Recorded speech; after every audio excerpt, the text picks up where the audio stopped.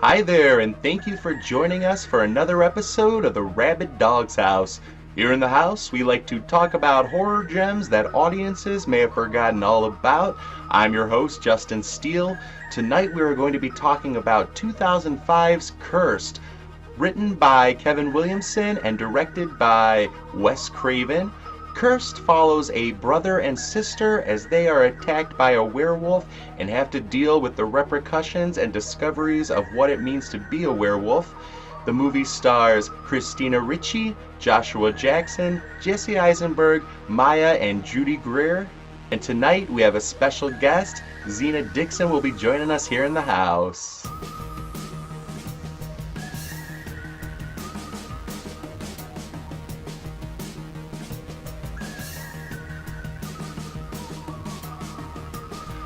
All right, and thanks for joining me today, Zena. I'm excited to have you here in the Rabid Dog's house. Today we are going to be talking about Cursed, and as you know, it is a Wes Craven, Kevin Williamson collaboration, and they definitely had the high points of the late 90s, early 2000s.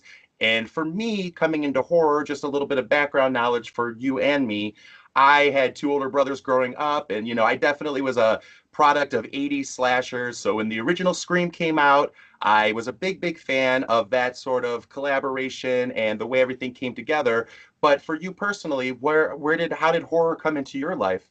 Well, first, thank you so much for having me on. I'm so Absolutely. excited. Well, my mom is a long-time horror fan. She always loved horror movies, and pretty much whatever my mom would watch, I would watch.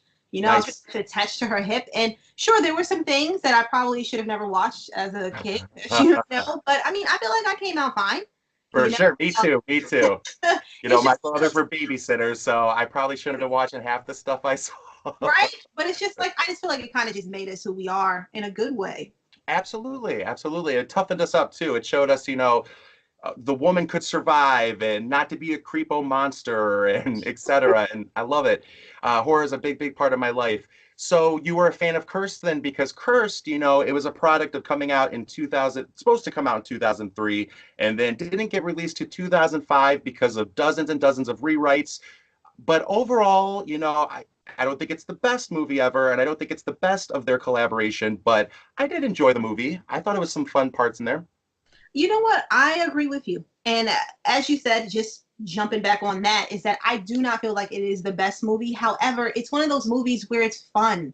It's fun. Sometimes you watch a movie and it's not supposed to be like, oh, so detailed and in depth that way. It's just like just enjoy it. It's a werewolf Yes. movie. You're gonna see some bodies. Just have fun with it. You have some typical characters, you have the fun characters, and everything like that.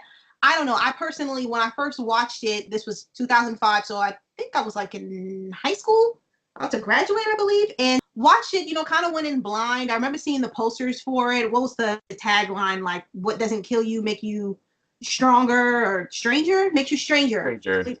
And I kind of thought the posters were pretty cool, but I don't really remember watching the trailers like that, even if it came on TV. But watching it, I fell in love with it because it was, again, it's a fun movie, and it's the perfect kind of movie to watch by yourself as well as to watch with a group of friends.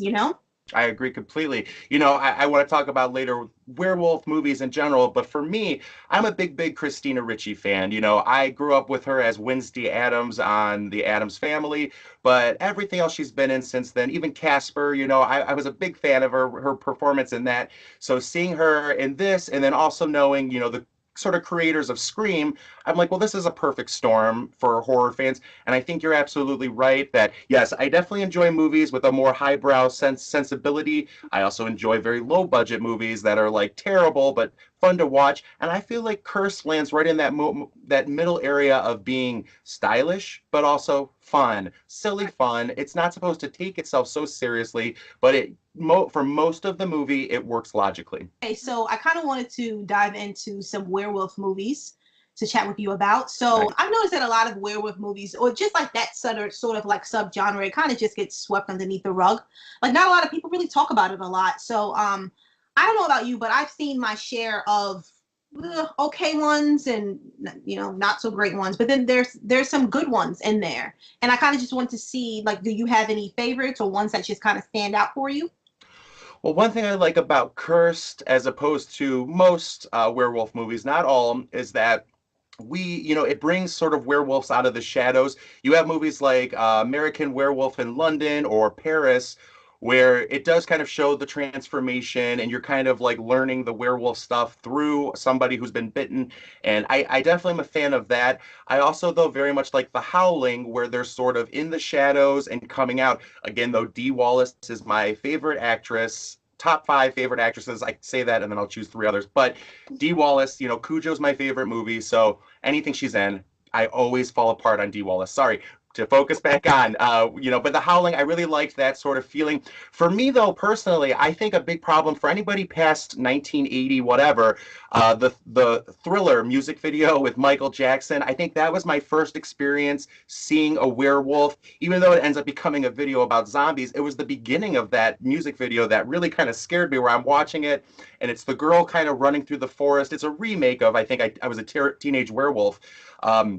But that was the first time I had it. And I do think that werewolves kind of get pushed to the side. They don't have the sort of sexy quality that a vampire can have in terms of falling for the girl or this or that, even though I guess the Twilight movies did kind of try and fuse that with the werewolf choice or the vampire choice. But in general, yeah, I think werewolves are kind of terrifying. I think in the past, it's probably a lot to do with special effects and what they felt they could accomplish or not. But what are some of your favorite werewolf movies? Well, first, let me just say you were absolutely right with the Thriller movie. Okay. The Thriller music video, and how it started off as a werewolf movie. Well, werewolf kind of. I don't know. I never really thought about it that way. So I don't know. That's just something random. That was definitely just my first. It just popped in my head. That was the earliest experience that I had, and I remember that always scaring the heck out of me. I love 80s slashers. I enjoy a good vampire movie, Fright Night, Lost Boys, all those. But werewolves, I don't know. They get lost a lot of the time, and I think it was genius that for Kevin Williamson and Wes Craven to kind of be like, okay, maybe they did it consciously or not, but it's something that wasn't expected of them. And they came up with a fresh idea and a fresh take on it. Sort of that blend of we have somebody transforming, we have a brother and sister transforming into werewolves, but at the same time, the werewolf's also in the shadows. Like, who is it? There's a mystery element. And I thought that was a really fun way to do it, where you kind of get the best of both worlds. And that is true. That's something I did want to mention with this movie. I love the fact that it is kind of like a whodunit. Yes. It's like a werewolf movie, but then you're trying to figure out who. And I'm not gonna lie, like, not giving away a spoiler, the ending surprised me, in a good way. Because usually, sometimes when you're watching a movie, you're able to, oh, I know who it is, and Yeah. get away. So, but I didn't answer your question. So with like my favorite types of werewolf movies, so kind of like you, I really love 80s horror movies. Like, they're just so amazing to me. They can do no wrong. I don't care what anyone says. Yeah. So because of that, I do have a tendency of kind of liking things that are cheesy. So like I remember like maybe like 2008, there was this movie that came out on the Sci-Fi Channel. It's basically this movie called Never Cry Werewolf, and it's kind of like Fright Night, except because she believes that her next door neighbor, that he's a werewolf, and she's spying on him the way Charlie is spying on the guy next door and everything. Sure, yeah. Yeah, and it's just like, it's so cheesy though. It's so like, hey, wait a minute, that's baloney. You know what I mean? It's one of those things. I love cheesy though too. I get it. I think that you would appreciate this movie. I think you would appreciate it because it's fun. I like the title of it too. Never Cry Werewolf. That's great. Right? That's great. That's what attracted me to it. Matter of fact, I'm probably gonna watch it again tonight because but yeah, that's one of my favorite movies because it's fun. It's kind of cheesy and stuff. Another one, I'm a fan of like the Howling series, but my favorite one is part 4. The original Nightmare from 88, and it's basically about the woman who's a writer, and she goes to the woods with her husband, and her husband is such a sleazy guy. Like, the second he gets the chance to cheat, he cheats, but he's gonna die. So it's just like, it was just like really fun because she starts seeing things and everything like that, and the music is pretty cool too. In the 80s, late 80s, how they really love that electric guitar. Absolutely. I kind of love it too. Right? Another one I recently watched again from the 90s called Bad Moon. Bad Moon is a really great one. Right now, I believe it's streaming on Tubi. So that's more of a serious tone. And I personally still feel like it kind of holds up with some of the effects and everything. And I guess something more modern, I would say. well, not too modern, but Dog Soldiers is another one that's, I feel like a lot of people, when they do think about werewolf movies, they think about that one. Neil I haven't Marshall's. seen that one. I haven't seen that one. That But one's great. you mentioned though in the 90s, I kind of forget another one that gets overlooked too was Michelle Pfeiffer and Jack Nicholson in Wolf. Yes. And that one got criticized at the time because the first half of the movie sort of like a potential metaphor, and then a lot of critics didn't like that it became like a literal werewolf movie. And that was such a time in the early 90s where like horror was kind of looked down upon again. And I love that it's the whole transformation and the whole literal werewolf ending. And again, it's like another, not just a horror movie, but another werewolf movie that kind of gets, okay, now that we've actually seen the literal werewolf, we're going to just put it to the side. I think some of the most fun moments in horror, like when you watch Cursed, are in the werewolf movies. Like you're able to do some manipulations that you might not be able to do otherwise, because it's like having the slasher mask, but it's a wolf. You don't know who that is per se, so it does work for the whole mystery element of what Cursed comes about with. Another thing, though, that I definitely enjoyed about the movie Cursed, like I said, I loved Christina Ricci in it. I thought her character had this whole metaphor for like the many faces that we wear, where she's dealing with the scorned lovers of her current boyfriend, but she's also playing sister and mother to Jesse Eisenberg's character. Also, I thought Michael Rosenbaum was a lot of fun. He played Lex Luthor on Smallville, and if you watch him in interviews, he's got this fun quality about him. Jesse Eisenberg was great. You could definitely see the potential of where he was going to go. The next big movie for him, I think, was Zombieland, and then he did Social Network and all that. But Maya was nominated for an MTV Movie Award for her performance. And in terms of her performance, I have to say I think it was deserved, mainly because I think it's really hard to pull off the character that she did, where she is condescending, snobbish, but then in her moment she is genuinely scared and vulnerable, and she elicits empathy from the viewer. And I think that's a really hard thing to do with a character that you kind of don't like. And then all of a sudden you're like, get out of that elevator, Right. climb up that hatch. And I really liked the performances in the movie. I thought they were good. Something with Maya's character that made me laugh. So in the beginning, when her and Shannon's character, they went to the gypsy to get their reading. Right. Maya ends up just ditching her friend, or Jenny. It's like, what happened? I would never Right. talk to her again. If my friend did that to me, it's just like we're not talking anymore. She just left. Like, she got so upset, and then the next thing, her friend is dead, But like you said, though, I agree with you. Jenny was like, her character is such a snob, she's terrible. But at the same time, it's kind of like, you do feel sorry for her. When she was literally like, I was like, my heart was pounding. I remember the first time when I first watched it, and she kind of jumped up on the side of the Hummer. Yes. That was so smart, because at this point, what do you do? Right. You And then cannot she just took off running, when it came to the part where she's like, I got to do it. I got to run. She was smart. Again, she wasn't the best person, but when it came to like saving her life, she did what she had to do. And I thought it was fun. And before I forget, you brought up, her dynamic with Shannon Elizabeth. I want to, before I forget, there's the theatrical cut of this and the unrated cut of this. And a lot of people didn't see in the theatrical cut, they kind of leave this moment out. And I probably think that's for the best, even though I did enjoy the unrated version, because Shannon Elizabeth's character, the way she dies in the unrated version, she gets flung through a window and half her body is gone, and she's still kind of crawling and alive. And it took me out enough that it's not like, oh, I'm shocked, like, oh my God. It's like, wait, she'd be dead. And it's enough that it takes me out of it that I'm like, all right, I'll keep watching though, because I want to see what happens. But I agree with you. I do know, even with the theatrical version with Jenny, going back to her character again, they completely just black that part out. Like, you don't see what happened to her, which is kind of like a bummer, because I like it. I know it's just so exaggerated. It's just so extra what they're doing, but it is one of those movies where it's just like, okay, if you're going to watch it, like at this point, it's like, you kind of want to watch it for that reason, if that makes sense. Like sometimes you just kind of need those movies like that. I'm not always the hugest fan of, buckets and buckets of blood, especially if it's unnecessary. But I feel like this kind of added like a layer to it. Sure. Overall, absolutely. I think especially if there's something innate about a werewolf movie that you're gonna be expecting to see some blood. Whereas a slasher movie, I feel like it can be hit or miss, but in a werewolf type of movie, I think you're right. I think like your expectation is to see all that blood and gore, and it's just an innate quality about it. Right. In finishing up though, I do think too that you're right that we just kind of they do just black that part out, and it's part of the whole issue I think too with all the rewrites and stuff. As various movies, like some people had problems with Scream 3. I bring that up because of Kevin Williamson and Wes Craven, and even Scream 2, because things were released online, they had to go back in and rewrite a lot of stuff.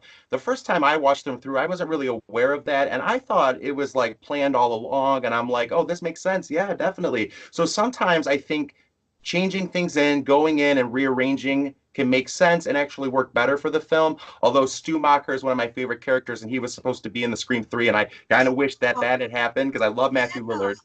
And I was missing that, and I definitely would have liked to have seen that version. I think it all worked out well, and it became Sydney's story, which is what it always was. And then, but a movie like Cursed, I think that they just arranged it one too many times. Because it was supposed to start with the big party, and the end was supposed to be the whole Judy Greer final countdown scene at the like Wax Museum Club. Mm-hmm. And instead, they tacked on that ending, which I think works. It's a little jarring, but overall, I think it works. I agree with you.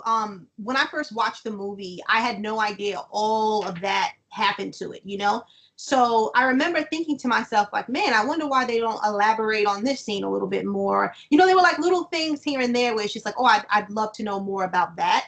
But then years later, because I recently found out that there was like a lot of retakes and all the issues behind it, even with some of the actors saying that it was just like a mess, which is so unfortunate because it's just like, it's one of those movies for me, I feel is kind of a little comfort movie, Sure, so, I definitely know, yes. I love watching those. So it's just kind of weird to even hear when people tell me how much they disliked it, Yeah, really, because it did have such like a negative response, but comfort movies definitely are the best, those movies, Okay. Well, could I ask you, like, do you have a favorite? You're a favorite, like, comfort movie?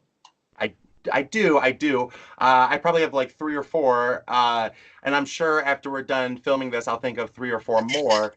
But I suppose my comfort movies. Okay, so what are not the best day or this or that. It does depend, but Cujo is it is my favorite movie, and it's definitely one of those movies I can always put in, and I'm happy to watch from beginning to end. We talked about Fright Night earlier. The 1985 version is definitely one of those movies for me. I'm instant happy. Like, I could be in a really not good mood, and I'm all of a sudden in a really good mood, just coming away with that. The Alien series definitely also is one of those for me. Just seeing Ripley, and it's even like, am I in the like, and it could be the variant on that sort of mood. Like, do I need some more of a serious thing, like the original Alien, all about atmosphere, or do I want something that's gonna pump me up, like Aliens, where it's bam bam action? But I'd say those are some of my go-tos. What about you? What are some of your comfort movies?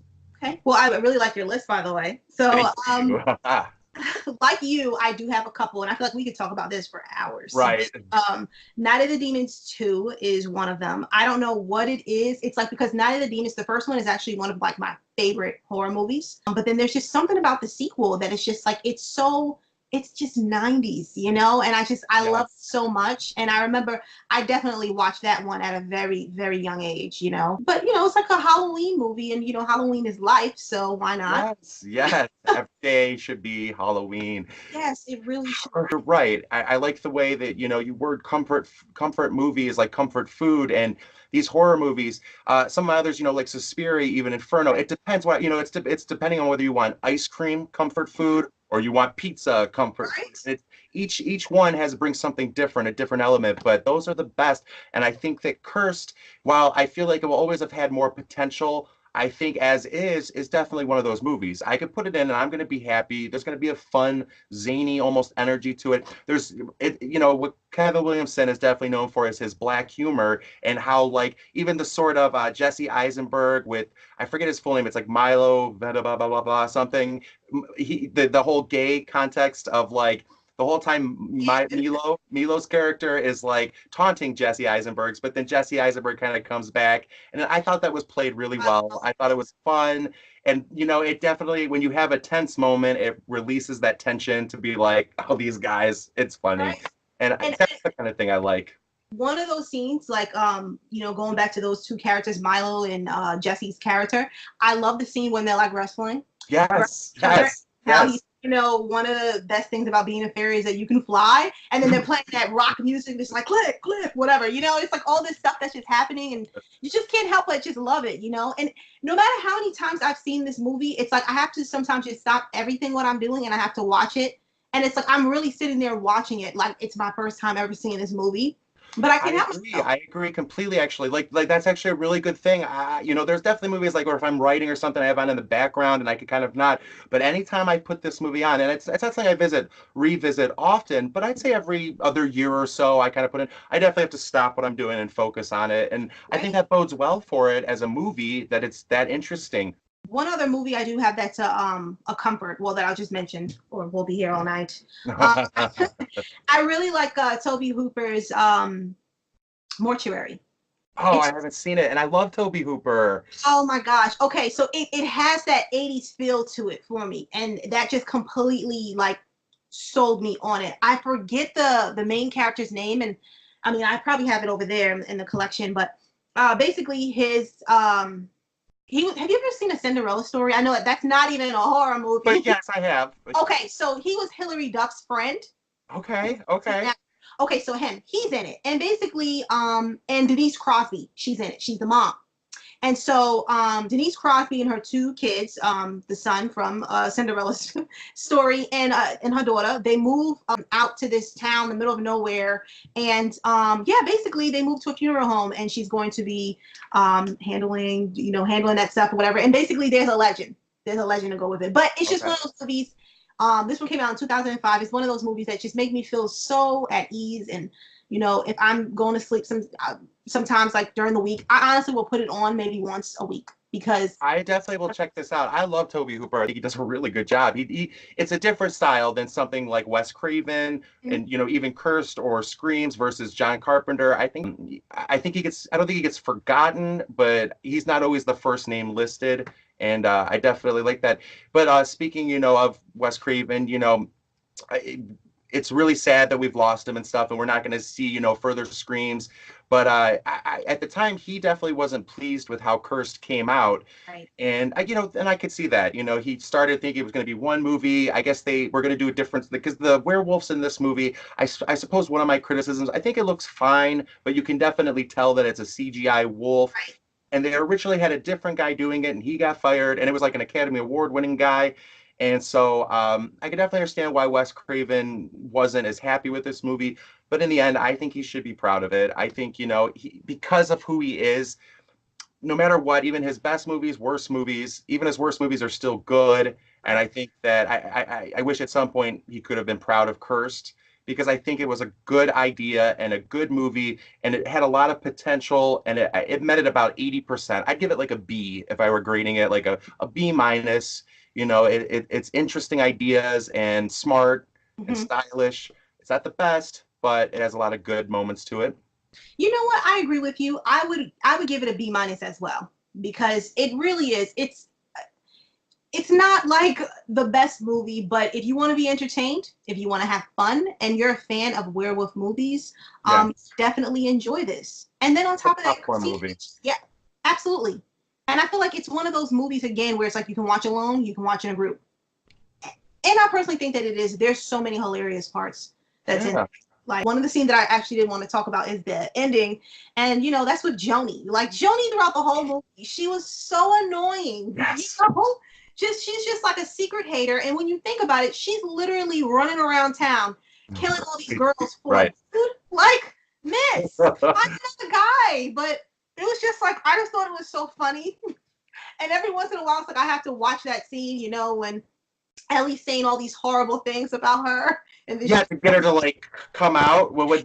Yes, I forgot about that, because I rewatched this on Wednesday, I think it was, and I was like, I forgot all about that moment. And she's like, well, it's a werewolf. She has really bad skin and bony ass, and I'm like, but the way that they filmed it too, where the werewolf just kind of at that, I laughed so hard. I did laugh so hard, and I forgot about it, and it really tickled me. I thought it was fabulous. Absolutely, absolutely. I'm Just so glad you remembered that because I forgot about that scene to bring up on this. And yes, I think that's the part those are the parts that save this movie because I do think you have a character like Maya. She brings in the fright. Christina Ricci's learning things, and then you've got the humor between the guys, Jesse Eisenberg. And Milo, I'm sorry, I can't think of his last name. It's the so like, long. but What? then, yes, Judy Greer. It's this perfect combination of elements. Yes, it may not have been executed as well as Scream or any of their other collaborations, but it's a lot better than people give it credit for. I agree. I agree. And like seriously, I'm just happy that you enjoy it as much as I do because Yeah, yeah. I haven't spoke to anyone. Most people who I know, they don't care for it and like they're ready to like bash it, you know? Yeah, and I think there's a lot more people out there that do like it. I don't always go by things like this, but I think Rotten Tomatoes gave it like a really low percentage. Mhm. Something else gave it a low percentage. But then if you look at like Google users, 85% liked it. And again, I'm always sort of hesitant with that, but I think that bodes well for it that like audiences do enjoy it. Yes, they're not coming away being like, oh, that was the movie of pretentious stuff, but they Right? definitely, they enjoy it for what it is. And I think like us as reviewers of movies, I think a really important thing is sometimes you have to judge the movie about what audience is this movie for. It's not just my personal taste. It's not just, oh, was the cinematography this or that. I do try to think in the back of my mind, okay, this might not be my kind of movie, but the person that's going to see this movie, are they going to enjoy this movie? And Right. I think this movie is for those people that want to have comfort food, movies, hanging out with friends, have Mhm. a good laugh, a jump or two, and I don't know. I think that speaks well for it.